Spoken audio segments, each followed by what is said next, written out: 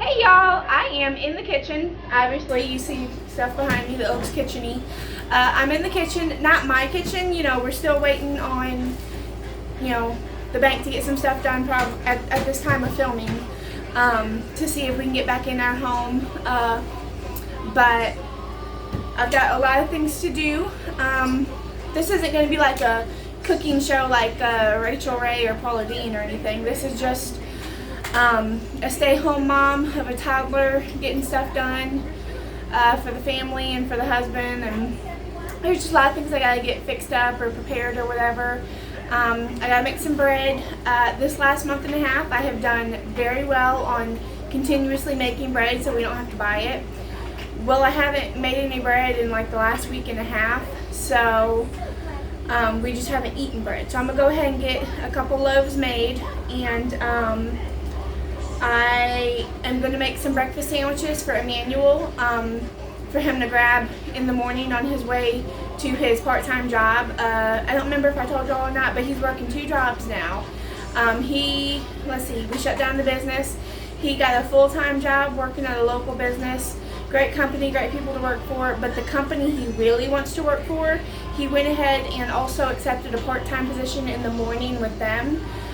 He's really hoping that in the future that part-time position transitions to a full-time position. Great company, great pay, great benefits, but you gotta be in that full-time position. So that's what he's hoping for. Anyway, so he's, you know, hard-working man, works in the morning, works in the afternoon and evening, so I want to be able to have something for him to grab on his way out in the morning, pop it in the microwave for a minute or 2 and be able to have breakfast. So I'm gonna fix him some breakfast sandwiches, and he has asked for all bacon and cheese and egg sandwiches. So that's, did he say cheese? Oh, now that I think about it, I don't remember. I'll do half cheese and half not cheese, but I'm gonna fix the breakfast sandwiches for him. And then I have a recipe I found a while back for a pork and cabbage skillet. Pretty much it's like a deconstructed egg roll, cabbage roll, a deconstructed cabbage roll. So I've got a recipe for that Emmanuel loves and I really like. I'm going to go ahead and fix that, and I googled if I could can that, and I can. I don't know if it's a ball recipe, like a ball canning recipe, but you know, I'm going to go ahead and can it anyway, just so that we can have, you know, say we're having a busy day and we really want to eat that, but I don't want to go through the whole rigmarole of cooking it. I can pull out a jar or 2 and then just heat it up on the stove or in the microwave. So I'm going to go ahead and do that, and I will share that recipe with you. And then I have still probably about 2/3 a box of squash. I don't know if I'm going to can that one or if I'm just going to leave them as is. It's all yellow squash. And I need to do some Googling on the great Googly Moogly to see how well yellow squash, because I think yellow squash stores pretty well. I know butternut squash stores pretty well. This is like yellow straight neck squash. I have to do some Googling to see if that stores well, or if it would be better if I go ahead and can that. But, you know, out of 2 boxes, I've only got probably about 2/3 of 1 box left. I've canned a lot of it. We also, I also yesterday used this spiraling cutter machine that we had gotten from the Walmart to make like julienne strips, you know, pretty much like zucchini noodles. People call them zoodles. Did like 10 bags of those and put them in the freezer. Just to be able to add to soups or stews or roasts or whatever. You know, those little pieces of zucchini is a good filler and it's good for you. So anyway, like I said, there's a lot of things that I've got to get done, you know, just to be able to have it all preserved and taken care of. So let's get to it.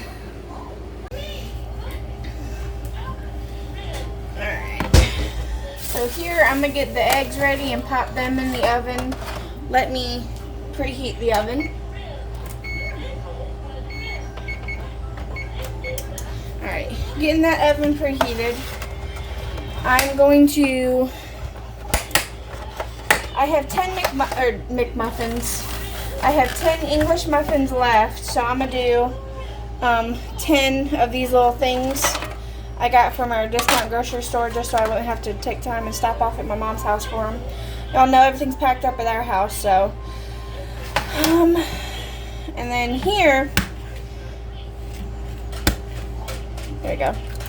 I think last time I did this, I think I went ahead and mixed the eggs with milk, like scrambled eggs, and then just popped those in the oven, or the muffin tins.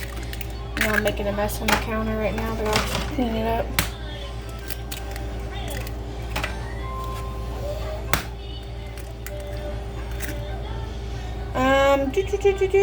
Let's go ahead and do another one.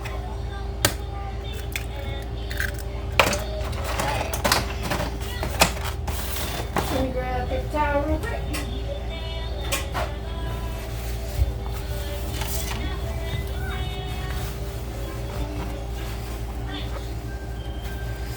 See, all clean. And like I said, whenever I usually do scrambled eggs, I'll just do some eggs and milk and then whisk that together with a fork.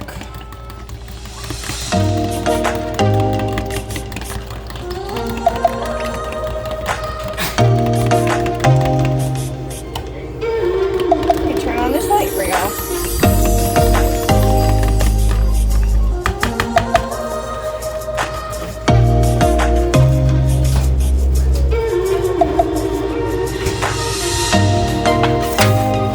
See how this goes. Let me see if I can't find some Crisco or something. We have non-stick spray.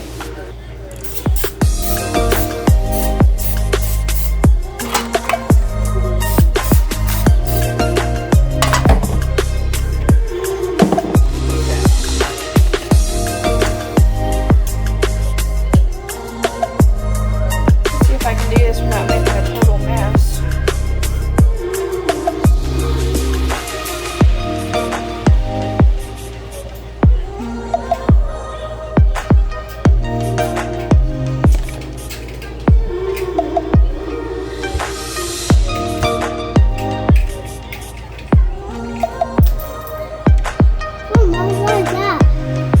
Making egg stuff.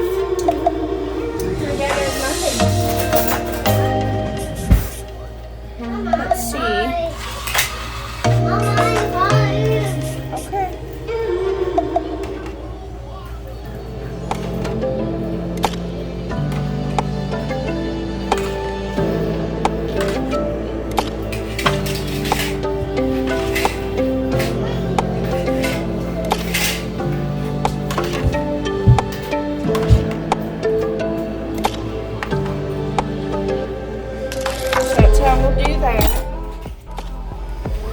That's preheating. Let's go ahead and get the bacon started. I've got some bacon that needs cooking up.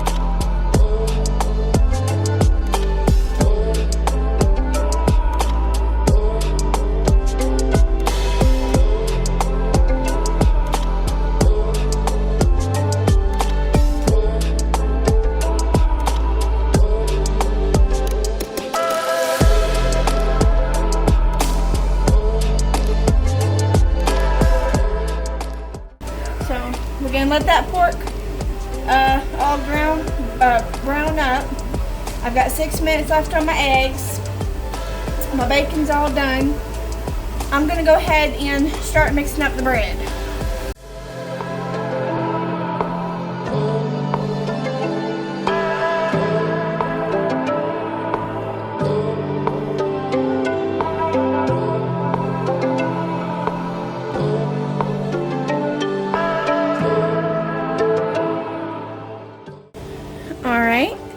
So that's what they're looking like now. Hopefully they'll be okay for the sandwiches. Like I said, last time I did this, I can't remember if I mixed it with milk to make like scrambled eggs, or if I just dropped egg in each one and baked it that way. So we'll have to see in a moment if these work. Hey y'all, I just wanted to jump on and explain something real quick. This particular recipe does call for 1 pound of pork sausage and 1 good sized head of cabbage. But lately I've gotten into the habit of tweaking recipes or deviating from recipes based off of what I have or don't have, or if I need an ingredient for something else. So this particular day I did use 2 pounds of pork, but I only used 1 head of cabbage, and they weren't even good sized heads anyway. So the end result ended up being very heavy on pork, very light on cabbage, whereas it really should just be equal. So I just wanted to pop in and explain that.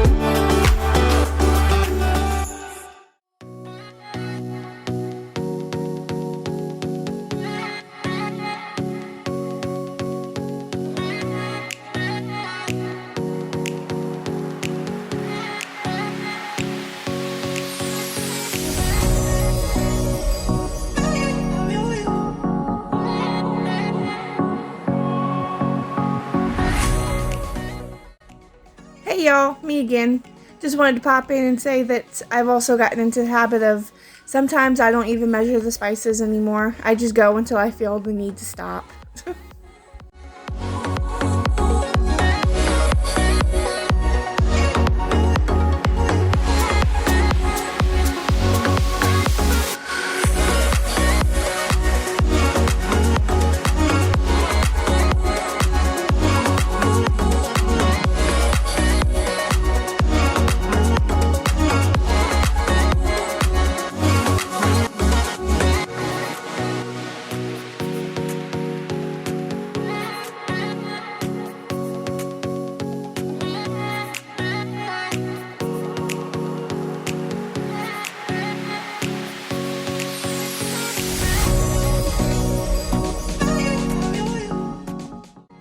Me again. Just wanted to pop in and say that I don't make uniformed, perfect bread. I just mix it, smash it, roll it, and throw it in a pan. As Meg from the Holler Homestead says, it's a very rustic technique. But when it all comes out the oven, it looks just fine, eats just fine, cuts just fine. So usually this is just the very quick, sloppy way of making the bread.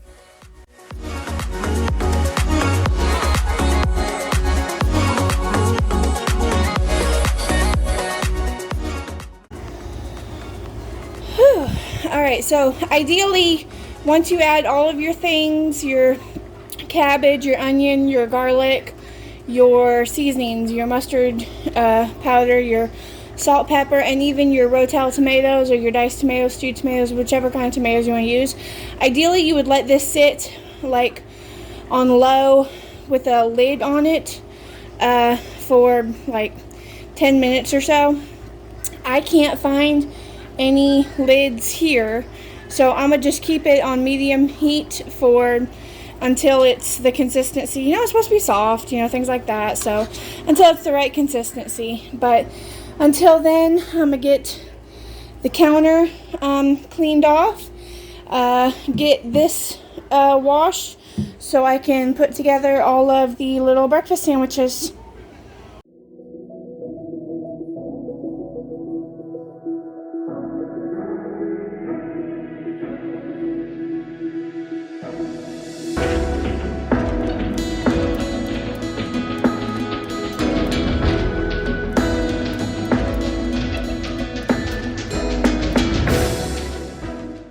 So that's not ideal.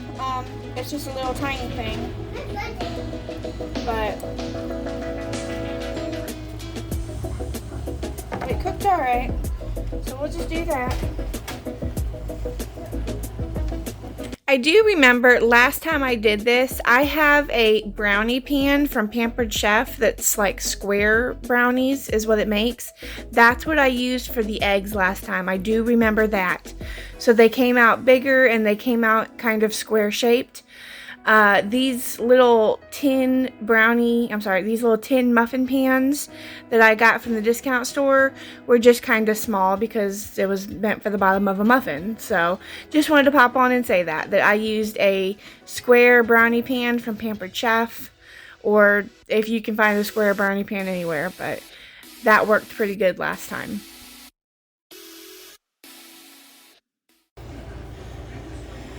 Alright, so I just got done doing all of the sandwiches, wrapped them up, labeled them bacon, egg, cheese, or just egg and cheese since I ran out of bacon, and then put them back in their stuff. These y'all saw, I put them in the oven to start kind of proofing while the oven was still warm from when we cooked the eggs. These are double their size now, so I've got the oven preheated and I'm about to stick those in. And then this is the pork and cabbage skillet. You know, as you can see, it's cooked down. So this is pretty much what it's supposed to look like. I'm going to make another batch probably tomorrow, and then I'll get them both canned up tomorrow. Well, I don't think it'll be in this video, but alright, so like I said, I'm going to go ahead and get this bread in the oven so we can have bread for the first time in like a week and a half. And then I'm going to go ahead and fix me a bowl of that pork and cabbage skillet because I'm like really hungry. And I'll fix Declan a small bowl too, and hopefully he'll eat it. He's getting better about eating more things, but I've had to resort often to like bribing him with a cookie or a Little Debbie cake or something. Like, hey, if you finish all 6 of these chicken nuggets, I'll give you a cookie. I'm sure other parents have to do that, right? I'm not the only one who bribes her children with treats to eat their meal. Let me know. Anyway, I'm going to put these in the oven, fix me a bowl. I'll probably go ahead and can this up tonight, but I need to make another batch anyway tomorrow and can that up. And I'll probably can up some more of that squash. So maybe that'll be another video, another canning video. But for now, I'm gonna go ahead and close out the video because I'm hungry, I'm thirsty. Oh, and the oven's ready for the bread. I'm hungry, I'm thirsty, and I'm ready to sit down. So until we see y'all next time, I pray that y'all have a great day, evening, week, weekend, whenever you're watching this. And we'll see you next time. Bye.